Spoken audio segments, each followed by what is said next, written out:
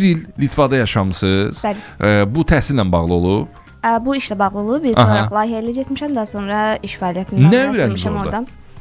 Nə öyrəndim? Əslində çox şey, həm emosional olaraq, həm peşəkar, həm də şəxsi olaraq böyüdüyüm bir periyod idi mənim üçün. Birincisi, stereotiplərin nə qədər mənasız olduğunu gördüm. Bunu ilkin olaraq qeyd edə bilərəm. Litvalıları sorsaq indi hamıdan soyuq ölçü olduğu üçün ümumiyyətlə cəmiyyətində soyuq olduğunu düşünürlər. Bunu ümumiyyətlə daha çox bu şimal ölkələri üçün qeyd edirlər, amma tamamilə bunun məndən asılı olduğunu, həm də əslində ətrafımızı necə formalaşdırmaqdan asılı olduğunu görmüş oldum. Çünki bəli, soyuq insanlar bizimki kimi ilk yandan qucaq açmırlar, amma danışıb səmiyyət qurduğumuz zaman əslində nə qədər köməyə açıq olduqlarını, ümumiyyətlə nə qədər çox dəyər verdiklərini insana həqiqətən də görmək olur. Peşəkar baxımdan həm də orada öz işlərimi, yəni xarici təhsil üzrə işlərimi davam etdirmək də bir məqsədim idi.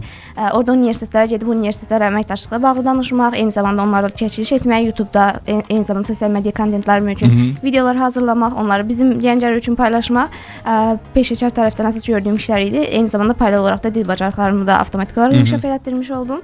Şəxsi olaraq da daha çox emosional özümü tanıdığım bir dönəm idi. Məsələn, nə dəyişdi həyatınızda bu tanıdığın, özünüzü daha yaxşı tanıyandan sonra?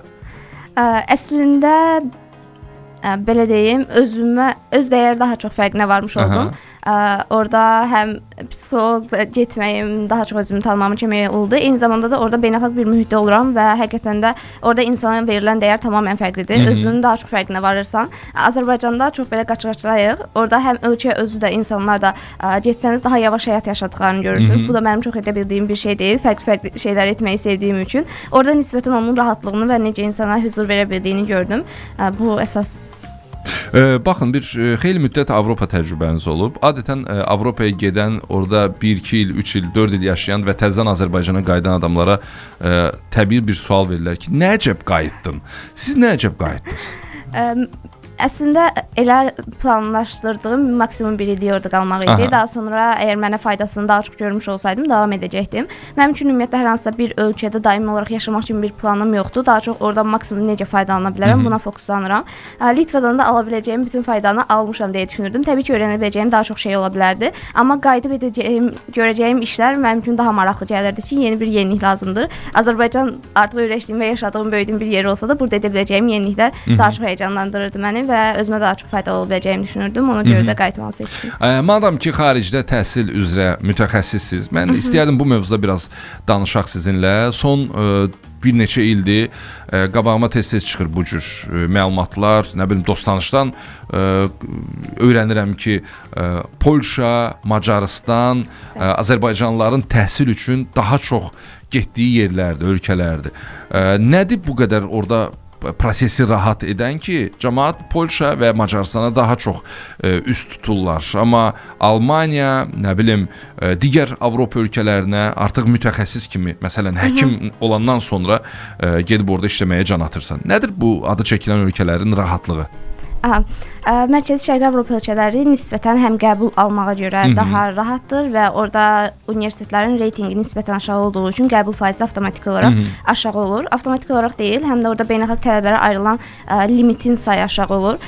Bu səbəbdən də eyni zamanda öncədən də qeyd etdiyim kimi Polşada ümumiyyətlə əvvəllər universitetlər tərəfindən əksəriyyətinə dil sertifikatı olmadan da qəbul almaq olurdu. Yəni dil sertifikatı lazım deyildi. Bəli, deyildi. Bu da hələ elə universitetlər var, amma indi hal-hazırda səfirlik tərəfindən dil sertifikatı tələb olunur. Ən azından bir baryer qoyublar. Bu nisbətən çətinləşdirir işi son illərdə. Amma öncədən bu yox idi və sırf ölkədən çıxmaq məqsədi olan gənclərin əksəriyyəti Polşanı seçirdilər. Ona görə əksərini eşidə bilərsiniz ki, Polşada addım attığınızda bir Azərbaycanlı ilə qarşılaşırsınız. Taksi sürücüsü, avtobus sürücüsü, kuryer, bilmirəm, başqa vəzifələrdə, daha yüksək vəzifələrdə olan Azərbaycanlılar var. Görmüsünüz belə bir şey? Vəzifəli Azərbaycanlıları düzü tanımıram tam olaraq. Tanıdığım var. Məsəl üçün bizdən gedən, həqiqətən oxumaq məqsədilə gedən tələbələr var ki, onlar gedib beynəlxalq ofislərdə, beynəlxalq şirkətlərdə işləyirlər. Amma belə digər tərəflərdə daha çoxdur təbii ki. Macarıstan ən çox gedilmə səbəblərindən biri əslində hökumətlərarası təqaüd proqramının olmasıdır. Azərbaycandan hansı ki, orada təhsil almaq istəyən tələbələr üçün ildə yüzlərlə tələbə seçilir həmin təqaüd üçün və qəbul almaq nisbətən daha rahatdır həmin təqaüddən. Çünki məsələn ümumi təqaüdlərdə Almaniya üçün olan bir təqaüd təqaüddə siz bütün dünyadan olan insanlara rəqabətə girirsiniz, amma hökumətlərarası təqaüd proqramlarında sadəcə Azərbaycan üçün ayrılan kvota olduğu üçün Azərbaycandan olan təbəələrə rəqabət edirsiniz. Özümüzə rəqibi burada. Bəli. Orada da təbii ki, çox rahat deyil. İndi daha da çətinləşdiriblər, dil sertifikat tələbi qalxıb və s. Amma ki, yəni nisbətən daha rahatdır digər ölkələrə nisbətən. Təqaüdlə oxumaq istəyənlərin də daha çox üz tutduğu ölkələrdən biri Macarıstandır buna görə. Hal-hazırda Çinə də daha çox buna görə rəğbət artıb, sırf bu təqaüdə ona da müraciət etmək olur deyə. Amma ümumi götürsək, qəbul ehtimalının daha yuxarı olmasına görə Mərkəzi Şərqi Avropa ölkələri daha çox seçilir. Elə biraz Çindən də danışaq. Çin, Cənubi Koreya, qeyd etdiniz bayaq reklam fasiləsində ki, Azərbaycanlıların son ildə təhsil almaq üçün getdiyi ölkələrdəndir. Çində cəlbedici nə var? Hətta bəzən sistemə baxanda görsən ki, bizim öyrəşmədiyimiz bir sistemdir. Bizim üçün çox çətin olacaq bir sistemdir. Və insanların da daha çox rahatlıq axtarmasını nəzərə alsaq, bizimkilər niyə ora gedirlər? Əslində bunun ilk səbəblərindən biri həm Azərbaycanda, həm də dünyada son zamanlar Asiyaya marağın Şərqi Asiya bölgələrinə marağın artması təhsil sahəsində, eyni zamanda əvvəl çox insan bunun fərqində deyildi, amma oradakı universitetlərin təhsil keyfiyyəti Avropadakı bir çox universitetdən çox daha yüksəkdir. Çin və Cənubi Koreya. Bəli, əsas bu ölkələri nəzərdə tuta bilərik. Eyni zamanda Yaponiyanı da bura əlavə edə bilərik. Ki, çox yüksək səviyyədə, xüsusilə də texnologiya, ümumiyyətlə son zamanlar məlumdur ki, kompüter elmləri, ümumiyyətlə data science bu sahələr üzrə maraq artıb. Bu sahə üzrə də yenə ən yaxşı təhsil ala biləcəkləri universitetlərin əksəriyyəti oradadır. Eyni zamanda universitetlərdən də nisbətən qəbul almaq rahatdır. Çində xüsusilə də, yəni Koreyada o qədər deyil, amma Çində rahat qəbul alına biləcəyi universitetlər var. Dil sertifikatı tələbi orada da var təbii ki, amma Çin dilidir?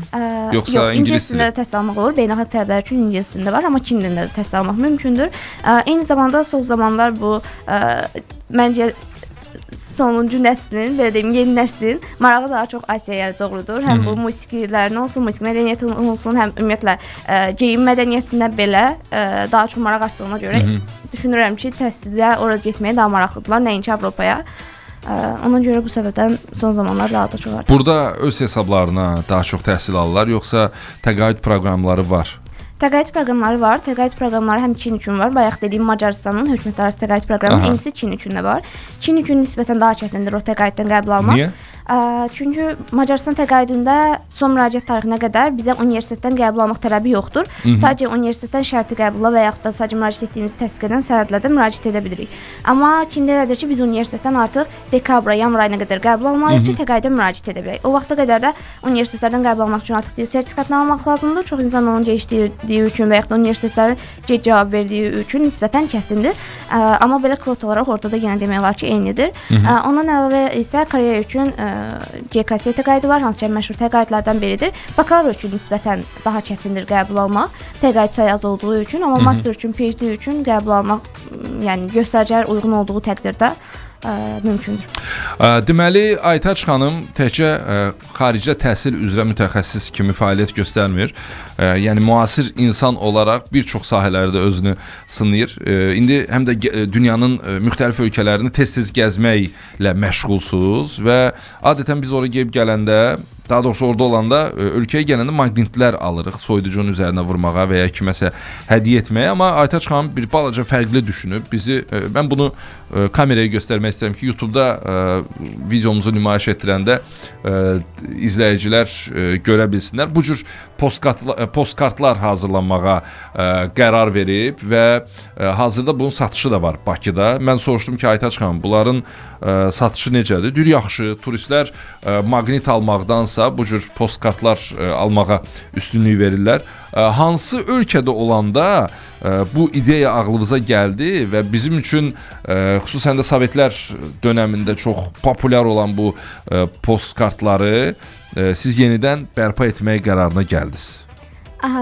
Əslində mən ölkələr gəzdiyim zaman sizə dediyiniz kimi maqnit əvəzinə daha çox postkart almağı üstün tuturdum. Bunu da bir dostumdan əslində eşitmişdim. O da belə edirdi. Daha doğrusu biz ümumiyyətlə suvenir seçməyə çalışanda baxırdıq. Maqnit əvəzinə postkart mənə maraqlı gəldi və fikirləşdim ki, orada əslində olan xatirələr mənim üçün ən yadda qalan anlar bəzən yadımızdan çıxır. Bunlar indi sosial medianı istifadə edirik yadda saxlamaq üçün. Amma fikirləşdim ki, özüm üçün əllə tutulan bir şey, hansı ki, toxuna biləcəyim, hiss edə biləcəyim, eyni zamanda oranın mənzərəsini xatırladacaq mənə, oradakı xatirələrimi canlandıracaq postkart daha maraqlı olar. Ondan sonra başladım. İlk dəfə səhv xatırlamıramsa, ya İspaniyadaydı böyük ehtimal ki, almışdım. Ondan sonra başladım artıq hər dəfə hər ölkədən postkart almağa. Yazırsınız arxasına? Yazıram, bəli.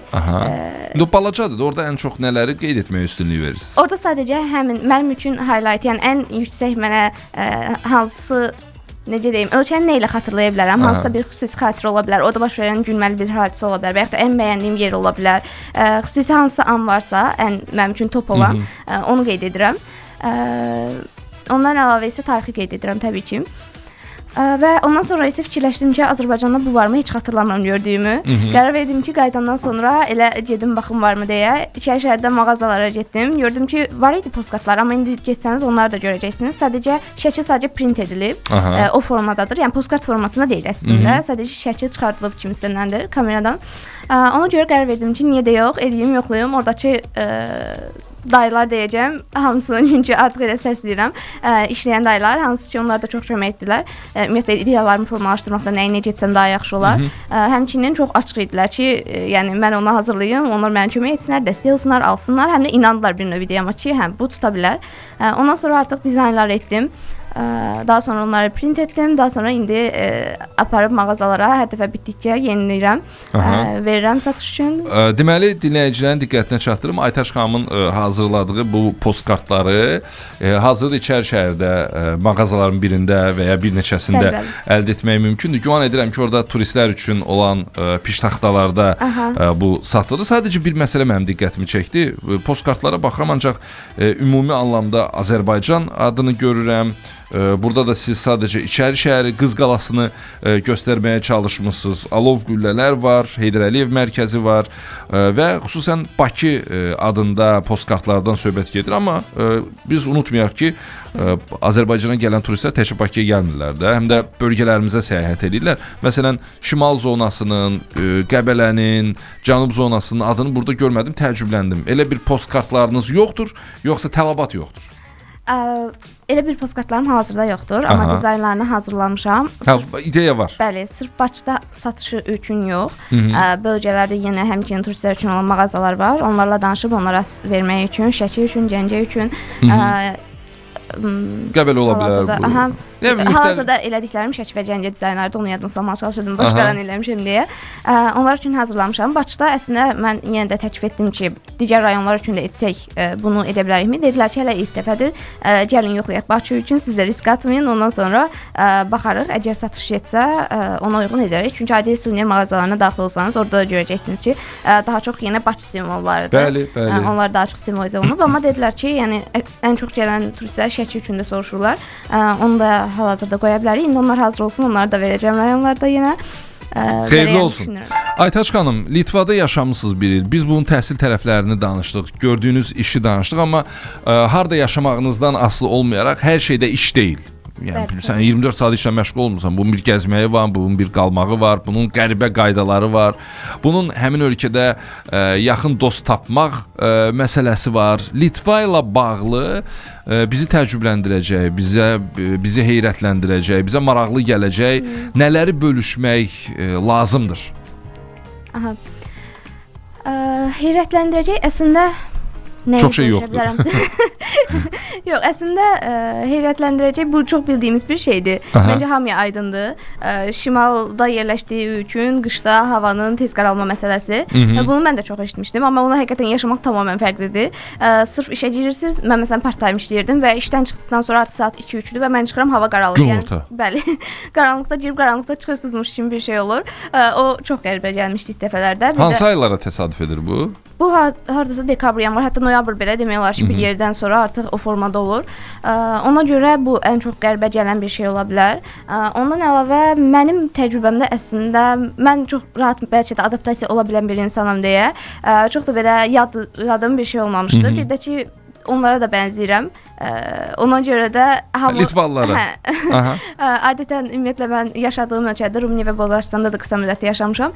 Onlarda da deyirlər ki, yəni çox bənzəyirsiniz biz tərəfə. Ona görə hər hansı bir xüsusi diskriminasiyaya da məruz qalmamışam orada. Çox rahat hamı yəni qəbul etmişdi məni. Bəzən ola bilər bu. Sual gələ bilər ki, belə bir şey olurmu? Bəzən ola bilər. Bu da əslində yaşlı insanlar tərəfindən diskriminasiya. Çox nadirən olur, amma ki, məsələn, ingilis dilində danışdığınız zaman, hər hansı bir mağazaya girdiyiniz zaman, xüsusilə xidmət sektorunda ingilis dilində danışdığınız zaman onlar sizdən ya rus dilində danışmanızı gözləyirlər, ya da öz dillərində, xüsusilə öz dillərində danışmanızı gözləyirlər. Bunu yaşayan bəzi şəxslər var idi, hansı ki, biz birlikdə getmişdik və yaxud da orada tanış olmuşdum, yaşamışdılar, amma mən çox da yaşamamışdım deyə bu haqqda deyə bilməyəcəm ki, əminə belə bir şey var.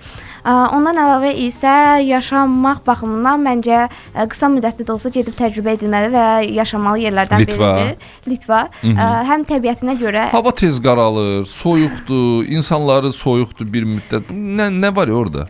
Mənim üçün həqiqətən də huzur bərabərdir Litva deyə bilərəm. Mən Vilniusda yaşamışam. Birincisi orada ümumiyyətlə yaşam nisbətən daha yavaşdır və bunu hiss eləmək olur avtomatik olaraq. Eyni zamanda təbiəti çox qəşəngdir, hər yer yaşıllıqdır. Hansı ki, mənim də ən çox sevdiyim şeylərdən biridir ki, yaşadığım yerdə yaşıllıq olsun. Ondan əlavə isə mənim olduğum mühitlərdə həqiqətən insanlar çox yaxşı idilər. Yəni mən hər hansı bir girdiyim mağazada belə gülər üzlə kiməsə danışdığım zaman eyni formada qarşılığını almışam. Bizdə də belədir indi. Bizdə də belə. Bizdə də belədir, amma ki, oradakı, yəni təkcə bu deyil. Ümumiyyətlə hansı ki, qeyd elədik ki, mənfi tərəfi soyuq insanlar ola bilər, amma yəni mənim təcrübəmdə bu olmayıb. Eyni zamanda işlədiyim insanlar çox yaxşı idilər və orada həqiqətən də peşəkar olaraq da inkişaf etdiyimi də hiss etmişəm. Paralel olaraq ətrafımda qazandığım dostlar qazanmaq dediniz. Çox yaxşı qazandığım dostlar var və ömürlük rahat deyil. Bir yaşdan sonra ümumiyyətlə rahat olmur dost qazanmaq və o insanlara vaxt ayırmaq. Amma mənim oradan minimum qazandığım 4 dost var ki, mən bilirəm ki, həyatımda Litvalı deyirlər. Beynəlxalq bir mühitdə olduğum üçün biri Gürcüstanlıdır, biri Mərakeşlidir, ikisi isə Azərbaycanlıdır. Hansı ki, Azərbaycanlı olan dostumun biri də isə hansı ki, adı Aydan idi. Onunla demək olar ki, əksər ölkələr birlikdə gəzmişik. Həmçinin orada keçirə biləcəyim vaxtda ən yaxşı formada onunla keçirmişəm. Bunu deməyimin səbəbi nədir ümumiyyətlə? Azərbaycanlılara qarşı mütəxəssisdə yaşadığımız zaman öz yerlərimizdən biraz uzaq qaçırıq. Bu var, çox təəssüf ki, bilmirəm, bu sırf Gəncərdə belədirmi? Bu yaxşı bir şey deyil əslində. Yaxşı bir şey deyil əslində. Necə? Yəni seçmək lazımdır təbii ki, insanları kiminlə birlikdə davam edəcəyimizi dostluq olaraq. Amma ki, həqiqətən də çox yaxşı insanlarla qarşılaşa bilərik və bu bizim həm orada keçirəcəyimiz periodu daha da rahatlaşdıra bilər. Xüsusilə də bir məsələ var ki, biz xarici gedəndə artıq orada uzun müddətli yaşamağa gediriksə, ən azından 1 il yaşamağa gediriksə, artıq burada formalaşdırdığımız 20 illik, 25 illik, 30 illik mühitimizi tamamilə kənarda qoyuruq və orada özümüzə yeni bir mühit formalaşdırmalıyıq. Bu da o qədər rahat bir şey deyil təbii ki. Yeni insanlar tanış olmaq, özünü tanıtmaq, daim olaraq eyni düşüncədə olduğun insanları tapmaq. Buna görə də açıq olmaq lazımdır. Maksimum ki, dostluqlar qurasan, ən azından tanımağa çalışasan, daha sonra qərar verəsən ki, bu insan mənim üçün uyğundur ya deyil. Ona görə də yəni ətraf formalaşdırmaq həqiqətən də çox təsir edir təcrübə üçün. Digər Avropa ölkələrində də siz olmusunuz, gəzmisiniz, inkişaf etmiş Avropa ölkələrindən söhbət gedir. Litva da digər Şengen ölkələri kimi müəyyən qayda-qanunlar, oxşar qayda-qanunlara malikdir, yoxsa fərqli yanaşmaları, fərqli qaydaları mövcuddur? Ümumiyyətlə hansı tərəfdən? Ümumiyyətlə yaşam tərzi baxımından, mentalitet baxımından, düşüncə tərzi baxımından. Mentalitet baxımından əslində daha çox bizim ölkələr kimidirlər. Yəni nisbətən pozitiv düşüncəsi orada da qalır. Xüsusilə yaşlı nəsildə. Gənclərdə də? Yox, xüsusilə yaşlı nəsildə daha çox belədir. Mən işlədiyim yerdə daha çox yaşlı olduqları üçün insanlar onlarla həmişə söhbətdə deyirdim ki, bu bizdə də belədir. Mən buradan belə gözləmirdim deyə. Nə misal üçün? Yadınıza gələn bir şey var o barədə? Yəni məsələn, adi nəyi nəzərdə tuta bilərəm bizim mentalitetdə olan evlənmək məsələsi. Məsələn, işlədiyim yerdə müəllimələrdən biri valideynin həmişə onu evlənməklə bağlı təkidlərindən danışırdı. Ümumiyyətlə onlarda da bizdə necə evlənməklə bağlı ümumiyyətlə sıxma boğma varsa, onlarda demək olar ki, eynisi var.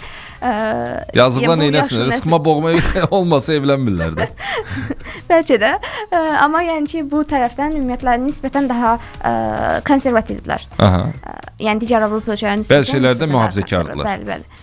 Mühafizəkardırlar. Bunu deyə bilərəm əsas fərq olaraq, amma qayda qanun olaraq, sırf yaşam olaraq xüsusi bir şey digərlərindən fərqli xatırlamıram. Sadəcə ola bilər ki, məsələn mənə qəribə gəlmişdi, öz evinin balkonunda siqaret çəkə bilməsən kimi bir qaydaları var idi. Öz evinin balkonunda. hər hansı bir qonşu şikayət eləsə, yəni bu qadağandır. Nə gözəl, nə gözəl qaydadır. Eynən. Sizin xoşunuza gəlmir?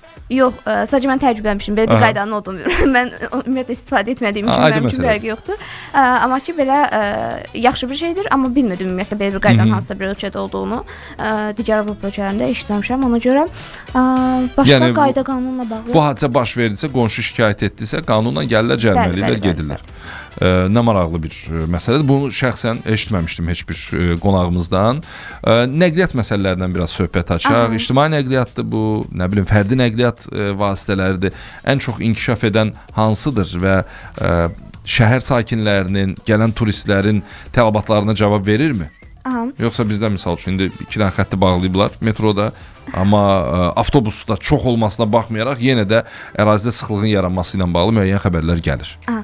Ümumiyyətlə orada trafik çox da, yəni çox deyil ümumiyyətlə və ictimai nəqliyyat baxımından əsas trolleybuslardır, bir də avtobuslardır əsas istifadə olunan. Ondan əvvəl skuterlər də istifadə olunur yerli əhali tərəfindən. Başqa metro yoxdur.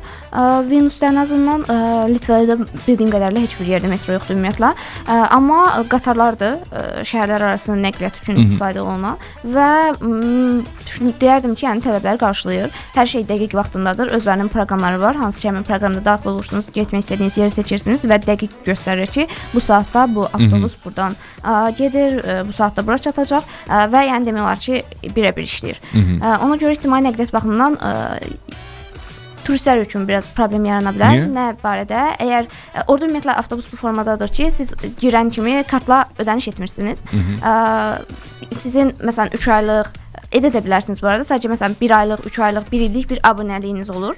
Həmin abunəliyə əsasən də, yəni heç etməsəniz də, yəni kartı vurmasanız belə fərqi yoxdur. Sadəcə yoxlayırlar bəzi yerlərdən bir, bəzi məntəqələrdə dəyişir. Bu məntəqələrdə vaxtlaşır, vaxtında bilmirsiniz nə vaxt yoxlayacaqlarını. Yoxladıkları zaman mütləq görsənməlidir ki, sizin məsəl üçün 1 aylıq yaxud da ən azından 3 günlük, 1 günlük, yəni həmin gün üçün aktiv abunəliyiniz var o kart üçün. Bu formada işləyir adətən nəqliyyatları. Çox yaxşı sistemdir mənim fikrimə görə.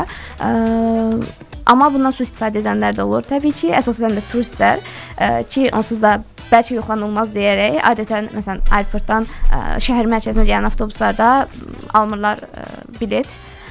Bu zaman adətən yoxlanılır bu arada. Aeroportdan cərimə yadınızdadır nə qədərdir buna görə? Cərimə orada da əslində biraz rüşvət kimi sayılarmı bilmirəm, amma bəzi yoxlayan şəxslər var ki, onlar sadəcə cəriməni yazmırlar. Cərimə xatırlamıram, amma 40-50 avro ola bilsin ki, bu aralıqda bir şey idi. Cəriməsi. Bəli. Amma dəqiq xatırlamıram, mütləq yoxlamaq lazımdır. Amma bəzən deyirlər ki, məsələn, 15 avro bizə ödəniş edin, onu yazmırıq kimisindən. Belə bir şey olur. Ona görə, amma yəni minimum 10-15 avro. Bildiyimiz Sovet düşüncəsi. Çox təəssüf ki. Amma başqa yerdə görməmişəm. Düzdür, rüşvət baxımından sadəcə bir dənə bu nəqliyyatda onu edirlər. O da bəlkə rəsmi olaraq etməyə haqqları var, onu da bilmirəm. Yox, adı üstündədir. Onun necə haqqları ola bilər. Litvanların mətbəxi maraqlıdır. Heç dadmamışam, heç eşitməmişəm onların mətbəxi ilə bağlı. Amma siz orada bir ildən çox yaşamısınızsa, çox güman ki, bir Litva ailəsinə düşmüsünüz, onların bir qidasından istifadə etmisiniz. Nədir onların mətbəxini özəl edən? Var belə bir şey? Özəl edən, əslində bəli, özlərinin milli yeməkləri var. Şalte borş var, hansı ki bizim şalte borş adlanır. Şalte borş? Belə deyə bilərik. Hansı ki o bizim doğramanın çuğundurlu versiyası deyə bilərik. Əslində dadlıdır. Yəni ən sevdiyim yeməklərindən biridir, hətta deyərəm. Çiblini var, hansı ki xəmir arasında toyuq, göbələkli ola bilər, o da dadlıdır. Həm də ki çox rahatlıqla hər hansı bir mağazasından 1 avroya, 2 avroya ala bilərsiniz. Ondan əlavə var yeməkləri, adını xatırlamıram hal-hazırda, amma kartofun içərisində ət, adətən donuz əti ilə edilir. Heç sevmədiyim yeməklərindən biridir. Amma milli yeməklərdir. Ən çox yəni ilk araşdırsanız qarşınıza çıxacaq milli yeməkləri odur. Başqa xüsusi yeməklərindən əslində əsasən belədir, amma xüsusi bir spesifik yoxdur ki, yəni ancaq məsələn xəmir xörəklər orada məşhurdur ya da ancaq tərəvəz yeməkləri məşhurdur, belə deyil. Fərqli dediyim kimi, yəni biz turist kimi ora getsək, bir 10 günlük, 15 günlük, təbii ki, əvvəlcə Vilniusda məskunlaşacağıq da, amma turistlər üçün belə ən cəlbedici yerlər həm Vilniusda, həm Litvanın digər şəhərlərində hansılardır? Yəni Azərbaycana kimsə gəlsə, Bakıya gəlsə, birinci İçəri şəhərdə onun üçün gəzməli yer, sonra Qobustandır, bölgələrə gəlsə Qəbələdir, Şəkidir, Şimal zonasıdır. Litva barədə bunları ümumiləşdirsək, hansı mənzərə ortaya çıxır? Vilniusda əsas gəzəcək yerlərdən biri elə şəhərin mərkəzidir. Orada da Old City adlanır və çox gözəldir. Həqiqətən də rəhli binalar, ümumiyyətlə o qədimiliyi tamamilə hiss edə bilərsiniz. Eyni zamanda orada bir Yəhudi məhəlləsi var, hansı ki onunla məşhurdur. Yəni memarlıq olaraq çox yaxşı görə biləcəyiniz yerlərdən biridir. Gedimnə qalası var, ən məşhur yeridir.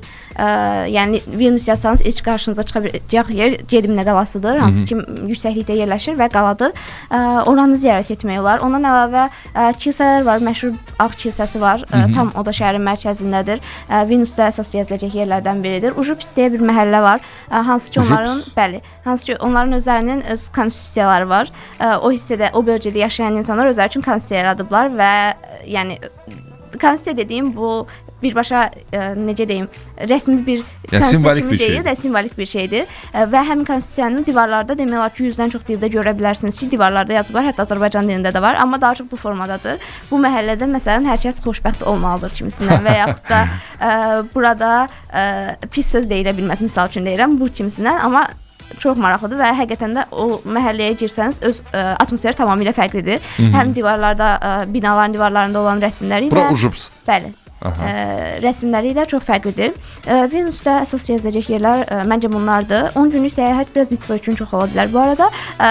Amma yəni ümumi 2 gün Vilnius üçün yetərlidir. Trakaya şəhəri çox qəşəng şəhərlərdən biridir. Təbiəti ilə həqiqətən də belə ağzı açıq bir növ izlədiyim yerlərdən biridir. Çox qəşəngdir. Trakaya qalası var, məşhur qalalardan biridir. Və ümumiyyətlə ən sevdiyim şeylərdən biri də hər hansı bir şəhərləri gəzərkən oradakı əfsanələri araşdırmaqdır. Nə qədər düz, nə qədər yanlış, amma çox maraqlı hekayəsi var. Trakaya qalasında həmçinin mütləq ora gedən zaman məncə araşdırmaq lazımdır. Kaunas şəhəri var, ikinci ən böyük şəhərlərdən biridir. Orada Old City var, yenə gəzilə biləcək. Klaipeda var, Baltik dənizinin kənarındadır, hansı ki orada ən belə məşhur yerlərdən biridir. Orada yenə Old City var özünün, çox qəşəng gəzə biləcəyiniz. Orada biraz həm də Alman memarlığını da hiss etmək olur. Mütləq gəzilməli olan şəhərlərdən biridir. Ümumi bunlar əsas deyə bilərəm. Ümumi həyat tərzləri maraqlıdır. Dediniz, qış aylarında havanın tez qaralması müşahidə edilir. Məndə belə bir təəssürat yaranır ki, cəmaət elə evdən işə, işdən evə, bunların ümumiyyətlə əyləncəsi yoxdur, bunların istirahəti yoxdur, bunların axşam gecə həyatı yoxdur. Yoxsa səhv düşünürəm? Əslində həm biraz səhv düşünürsünüz deyə bilərəm. Axşam gecə həyatı var, amma onlar üçün cümə və şənbə günləridir bu. Yəni həftə içi demək olar ki, çox sakitçilikdir. Yəni bu yay aylarında da bu formadadır, qış aylarında da bu formadadır. Həftə içi işdən sonra adətən yəni bizdəki qədər çox belə sıxlıq görə bilməzsiniz. İnsanlar işə gedirlər, daha sonra istirahət edirlər. Ondan əlavə çox konsertlər olur. Necə konsertlər olur? Ümumiyyətlə hər hansısa bir hər şeyi qeyd edirlər demək olar ki. Çox bayramları var və hamısını qeyd edirlər. Bizdə də az deyil heç. Elədir. Amma şəhərin mərkəzində çıxdığınız zaman həmişə bir konsertə rast gələ bilərsiniz və yaxud da aerobik danslara rast gələ bilərsiniz. Fərqli rəqslərinə, özlərinin milli hər hansı bir adətlərini həyata keçirdikləri festivallara rast gələ bilərsiniz. Bunlar dəhşət çox olur. Ondan əlavə isə xüsusilə dediyim kimi cümə şənbə günləri onlar üçün artıq gecə həyatının başladığı, sırf belə əyrəndikləri, vaxt ayırdıqları yerdir. Ona görə yəni əsas bu vaxtı bazar günü isə ayrılırlar istirahət etməyə, növbəti həftə üçün hazırlığa bir növ. Əsas cümə və şənbə günü istifadə edirlər. Türkiyədə harda olmusunuz axırıncı? Türkiyədə axırıncı İstanbulda olmuşam. İstanbula getdiniz, növbət dəfə gediniz yəqin. Yoxsa ilk dəfə səfər etdiniz? Yox, növbət dəfə gedirdim, ailəmi aparmışdım ilk dəfə İstanbula. Bizim getmədiyimiz hara getmisiniz İstanbulda? Yəqin ki, ən məşhur yerlərinə gedəcəm. Mən həmişə belə fərqli yerlər axtarıram ki, bir məşhur olan yerlər var, bir də bizim turistlərin bilmədiyi yerlər ola bilər. O yerlər barədə soruşmaq istəyirdim. Nəsə tapdınız, kəşf elədiniz? Yox, çünki ilk dəfə də ailəmi aparırdım ora, İstanbula və onlarda ən gəzilməli, ən görməli yerlər haradırsa, oralara aparmışam. Əsas mərkəzi yerlər. Hamımızın bildiyi Taksimdir, Nişantaşıdır. Ondan sonra adaya getmişdik, Böyük adaya. Amma belə xüsusi kəşf elədiyim bir yer olmadı. Çünki xüsusi kəşf elədiyimiz yerlər daha çox özümüz və dostlarımızla getdiyimiz zaman mümkün olur. Mən də çox sevirəm bu arada gedib xüsusi yerlər kəşf eləməyə gəzdiyim zaman, amma yəni bu dəfə çox təəssüflüyəm. Qiymətlərdə deyəsən artım var bir balaca. Bir balaca yox, elə artım müşahidə olunur. Nədə hiss elədiniz bunu? Hər şeydə ümumiyyətlə yeməklərdə də hiss edə bilərsiniz, geyimdə də hiss edə bilərsiniz, adi nəqliyyatda belə hiss etmək olur. Yəni hər şeydə ümumiyyətlə hiss olunur. Mən ümumiyyətlə Türkiyədə həm bir müddət təcrübə proqramında iştirak etmişəm. İlk dəfə mən getdiyim zaman 2022-ci ildə. Orada ümumiyyətlə qiymətlər çox aşağı idi. Yəni indikinin bəlkə də 4-5 qat aşağısı idi. Ondan sonra mən 3 ay sonra getdim. 2022-ci ildə onda artıq qiymətlər o qədər qalxmışdı. Mən onda belə yəni çox təəccüblənmişdim. İndi ümumiyyətlə qiymətlər çox yuxarıdır. Bunda yəni hər şeydə demək olar ki, hiss etmək olur. Aytaç xanım, çox təəssüf edirəm ki, vaxtınızın bir hissəsini tıxacda keçirdiniz. 10-15 dəqiqə gec gəldiniz, çatdınız studiyamıza, amma söhbətimiz çox maraqlı, rəngarəng oldu deyə fikirləşirəm. Təşəkkür edirəm sizə, uğurlar arzulayıram. Minnətdarlığımı ifadə edirəm. Həmişə belə uğurlu olasınız, yaradıcı, kreativ olasınız. Minnətdaram dəvətimizi qəbul etdiyiniz üçün. Çox sağ olun, mən də minnətdaram. Çox xoş idi həm söhbət olmaq. Dəvətiniz üçün mən də təşəkkür edirəm. Belə proqramımızın bugün olan hissəsini yekunlaşdıraq. Sabah səhər saat 8-də Planetdə görüşərik.